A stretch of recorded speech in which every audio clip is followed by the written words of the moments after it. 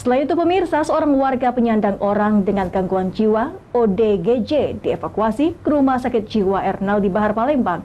Sebelumnya ODGJ ini sempat mengamuk dan melukai neneknya sendiri hingga meninggal dunia.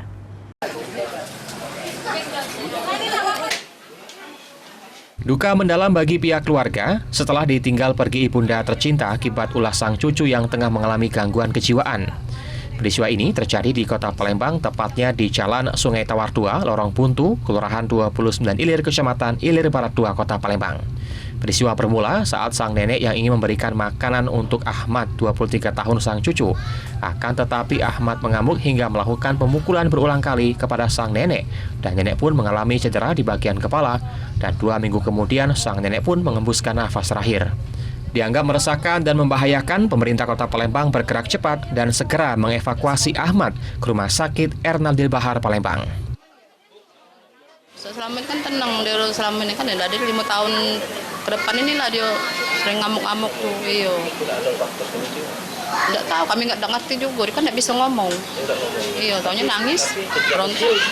Tidak, kegiatan kecil biasa, anak-anak biasa kami bawa jalan-jalan, sering kan sore-sore. Ya, baru sejak dia ada korban ini kami kurung tuh. Iya, sebelum bebas dia main di rumah. Tidak nganggu.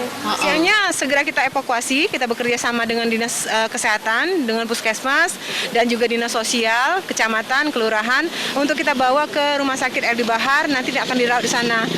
Alhamdulillah, hampir 99,92% warga Kota Palembang dari 1,3 juta jiwa telah memiliki Kartu Indonesia Sehat. Begitu juga pasiennya satu ini atas nama Pak Ahmad sudah memiliki Kartu Indonesia Sehat. Jadi untuk masalah biaya semuanya ditanggung oleh pemerintah. Gangguan kejiwaan Ahmad telah dirasakan sejak 5 tahun belakangan. Pihak keluarga pun berharap agar Ahmad dapat sembuh dan kembali beraktivitas seperti semula sebelum ia mengalami gangguan kejiwaan. Dari Palembang, Erwin Setiawan, iNews melaporkan.